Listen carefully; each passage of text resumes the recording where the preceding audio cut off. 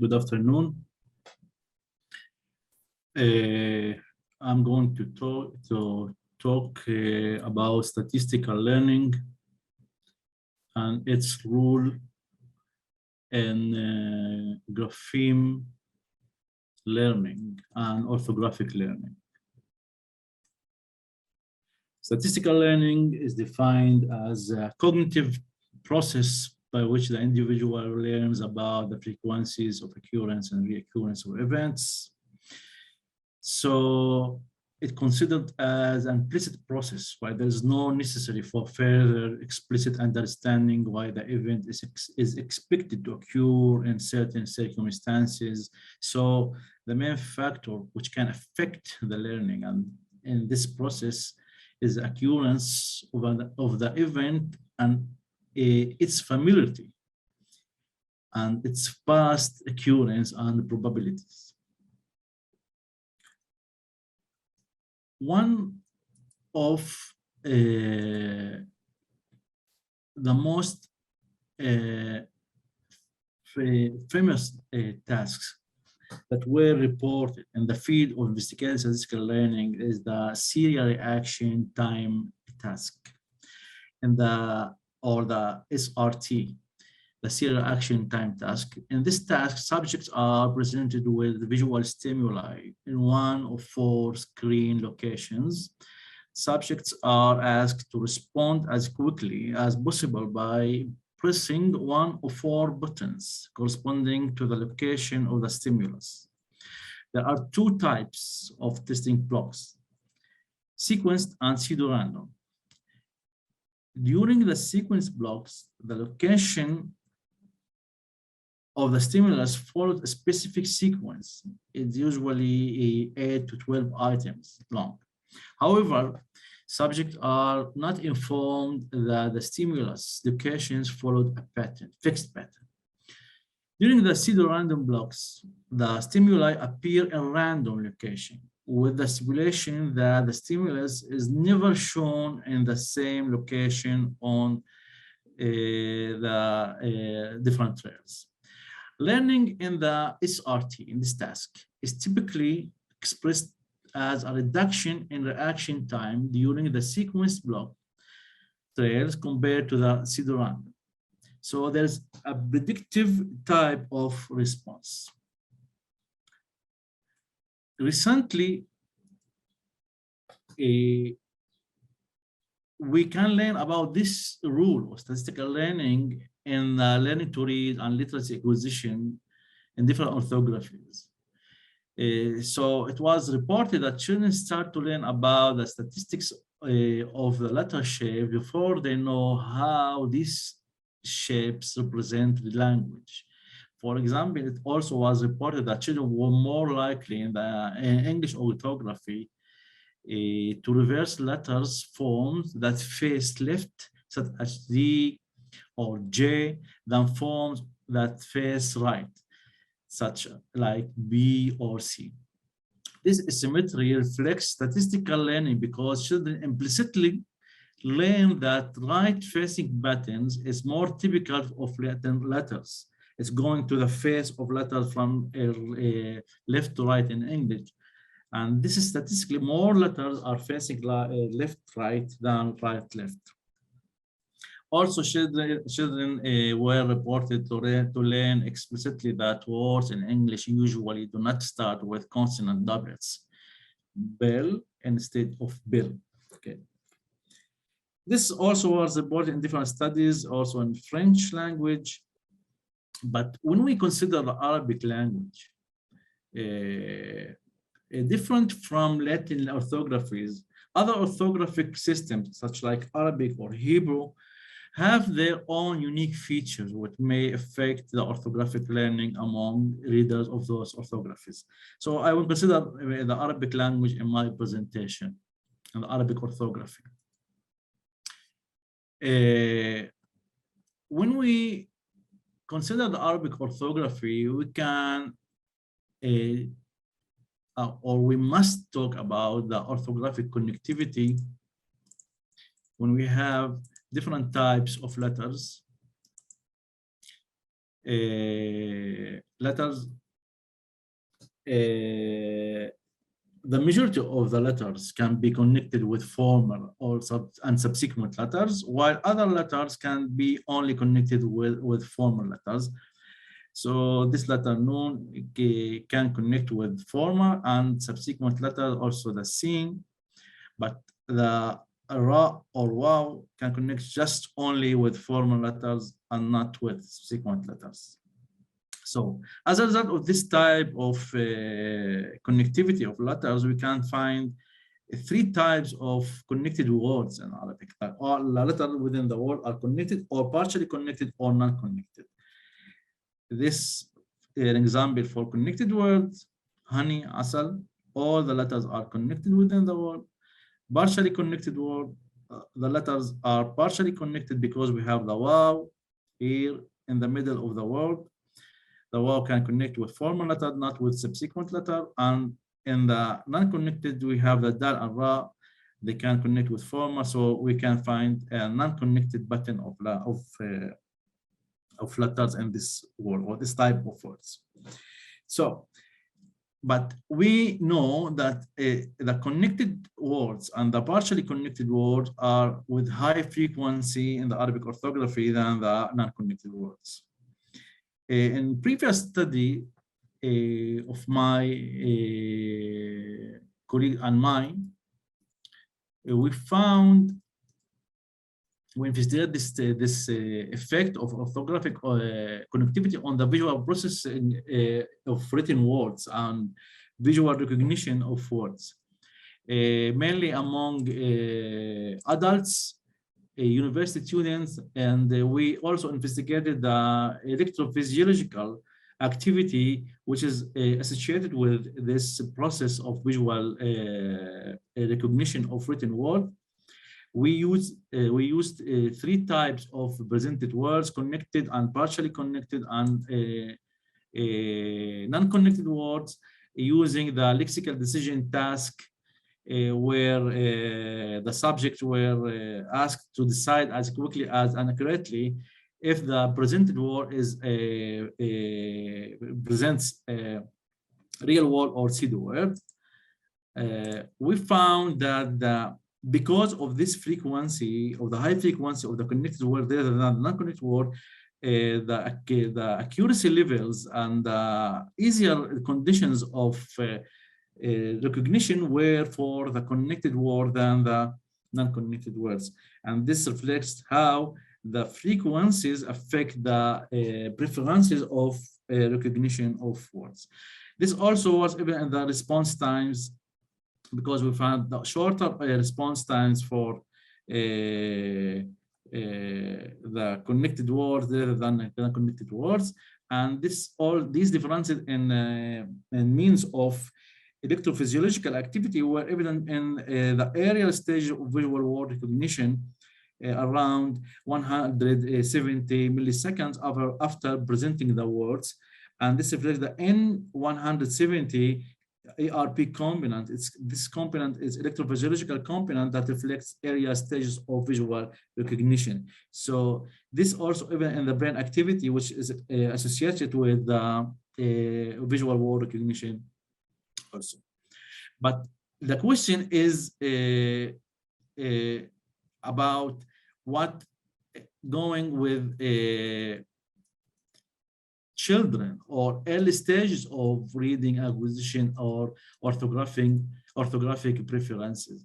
So statistical learning and orthographic preference among young native children was also investigated, and it was interested how children can respond to connected words or non-connected words, even if they cannot read. So before the former years of reading acquisition or reading or learning to read, it was assumed that children in pre-systematic learning stages of reading might develop orthographic preferences toward familiar letter strings than arbitrary symbol strings, which are not real words. in Arabic orthography, as I mentioned before, the frequency of full connected and partially connected patterns can be higher than non-connected pattern. So it can be assumed that orthographic preferences to a full connected and partially connected word could be higher than non-connected word and the arbitrary non-words. For example, non-words which composed from letters and symbol strings, non-alphabetic symbol strings. So in this study, 40 first grade students were also investigated compared to first kindergarten that cannot read and write before reading and before writing position. The students in this study were tested with an orthographic decision task. This task was developed for the purposes of the current study. Two sets of written pattern were development for the purposes of the current study, 90 real words pattern and 90 pseudo orthographic patterns. The non-words, which were composed from non-alpha symbols and real letters. So we have 34 connected real words like dog, and 30 partially connected words and 30 non-connected orthographic words. And also we have a pseudo-orthographic patterns, as I mentioned, which were composed by using random combination of non-alphabetic symbols and letters. So we have 30 pseudo-orthographic connected patterns, 30 partially connected pseudo-orthographic patterns, and 30 non-connected or pseudo-orthographic patterns. The subjects were asked to decide if the presented pattern reflects a real word or a pseudo-orthographic word. The important and interesting finding here is for the kindergarten group, because those children are in the pre-reading stage, in area literacy acquisition. They cannot read, but they can prefer orthographic patterns are real, or we found that there's preferences among them. They prefer the full connected words as real words, they accepting them as real words than non-connected, because they're familiar to see more full connected words surrounding them than non-connected ones. So the preferences of, which were found among this group is for accepting full connected words as real words. Also, the more interesting finding was for rejection. The full connected patterns is the most interesting finding among the kindergarten group. We can see that higher accuracy level for rejection was recorded for the non-connected pseudo words.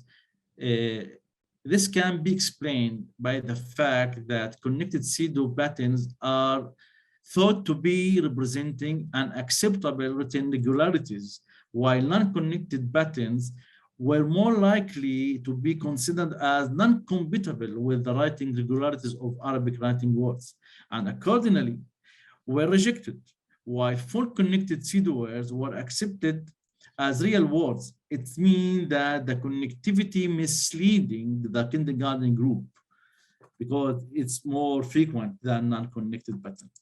So the main conclusion here is kindergarten children prefer more connected patterns as acceptable to consider as real orthographic word than non-connected patterns. This resulted in higher tendency to reject non-connected pseudo-orthographic pattern as real words than the partially pseudo-connected patterns and the full connected patterns. The frequency of connected and partially connected patterns is higher than the frequency of non-connected patterns due to the fact that there are more letters which can connect with former and subsequent letters in the written word than letters that can connect just only with former letter in Arabic. So this reveals us to the question, does statistical learning as a cognitive tool that enables detecting visual regularities differ between typical and poor readers? So recently, different researchers assume that struggled readers fail in acquiring reading and spelling skills as it's expected according to their age levels because of their inefficient or poor skills in detecting orthographic, alphabetic, and phonological statistical regularities. Other postulate that struggled readers exhibit poor performances in detecting visual regularities, which can explain their difficulties in detecting orthographic regularities as well. So in the current study, the aim was to investigate performances of poor readers as compared to typical readers in statistical learning tasks, which is designed to investigate the capacity in detecting visual regularities. If poor reading skills are associated with poor statistical learning capacities, then it can be expected that the performances of poor readers in such learning task of detecting visual regularities would be significantly below the expected from typical readers. So in this task, 20 typical and 20 poor readers were participated. The participants were passively presented. So the passive presenting is important because we are talking about implicit learning. So the participants were passively presented with 4 shapes: squares, triangles, circles, and rhombuses. Each shape had a stable feature which present the regularity of the shape. Therefore, we had here circles, shapes constantly and repeated with in this passive display. They appeared all the time with 2 bars from left and right, while triangles shapes appeared with 1 bar from right only. Squares shapes appeared or displayed always in this passive displaying with 1 bar from left, while rhombuses shapes were presented without any unique stable feature. So except for the stable feature for each shape, which differed between the 4 shapes, all shapes included variable, non-stable feature that appear randomly inside the shapes. This participants were passively presented, as I mentioned before, with 4 shapes. Each shape was presented randomly 20 times.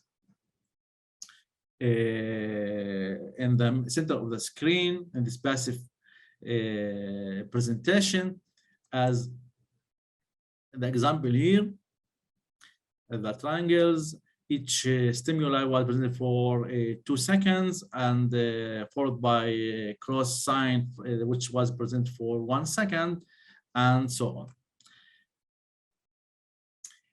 After the presentation, after this learning or passive learning task, stage, sorry, each participant was presented with the decision task. This task was implemented immediately after the 3rd passive presentation. The participants were presented with shapes decision task. In such task, the participants were asked to make an acceptance or rejection of presented shapes based on their preferences, their own preferences, after the passive or the implicit, which we assume that's the implicit learning process. Each participant was presented with 160 shapes. 80 shapes were compatible with the shapes regularities as was presented during the passive learning stage, while the other shapes were not matched such regularities. So we considered 3 types of responses. true positives, true negatives, and false positive and false negative. For example, true positives when the response of the participant was yes for the presented item, which are items which are compatible with the visual regularities, while true negatives when the response of the participants was no for presented items which are not compatible with the visual regularities. False positives when the response was yes, but the item wasn't compatible with, and so on. This is the example for the decision task. For example, this compatible stimulus, and this also compatible, but this not compatible with the previous learning stage. We can see here for accuracies that among the typical readers, higher accuracies were found, and they are different significantly from the accuracies that were found among the poor readers in accepting or in the decision task. And also, we can find here that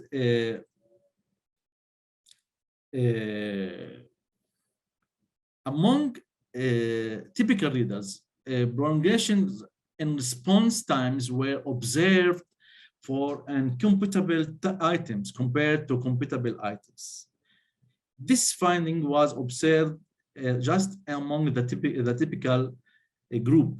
This finding wasn't observed among the poor readers group, while the average response times didn't differ between the compatible and non-compatible responses or the items.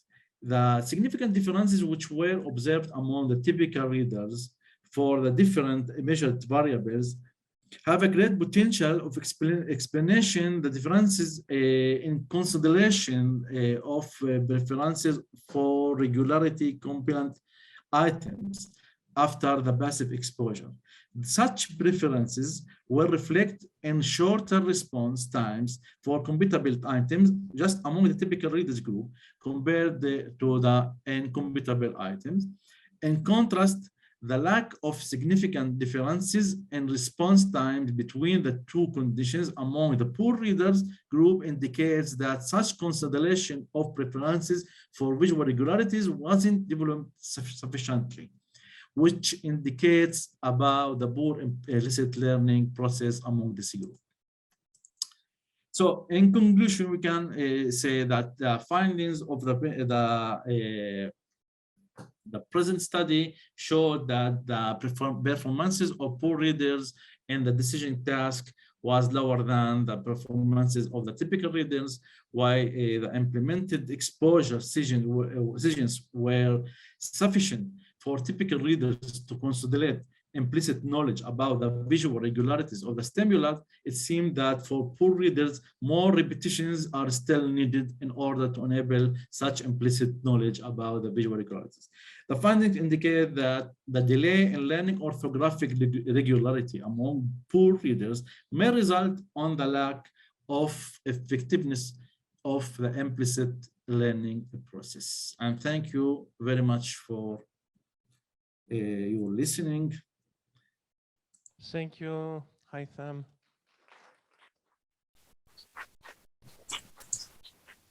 Any questions? I have a question. In the first study on Arabic word recognition, the performance between unconnected, partially connected, and fully connected words, the performance is quite similar. The difference is very small. How do you know you don't have a semantic bias related on the knowledge of these words by children of that age? Okay, thank you. We match all the words by means of frequency and semantic familiarity. So all the words in the different conditions were at the same level of semantic knowledge and semantic familiarity and frequency among the participants. Okay, and I noticed that you had only 3-letter words without scheme, so without vocalic pattern. No, this was those were an examples. We have different the word links, but all the word links also were matched in the linked average. Okay. No questions? We have a question. Do you have a model of word form analysis in Arabic? Because there are so many, the language agglutinates a lot of things, right and left. Sorry, I cannot hear you. The sound is so. Oh yes, I must speak higher. The language, the Arabic language, agglutinates a lot of morphemes right and left of the lexical stem. So this makes word recognition not only related to just one lexical item, but also to more things. Did you go into that, or did you just stick to basic words which are stems? Okay, thank you. Yes, we know now that morpho-orthographic patterns can affect the visual recognition of words. We considered here just the orthographic patterns of the words without any consideration of the morpho-orthographic or the morphological basis or the morphological stems of words.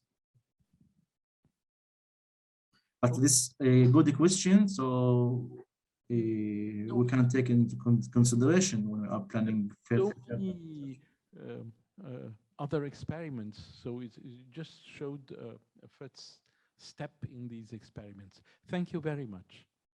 Thank you very much for listening and for your question. So thank you, Haitham.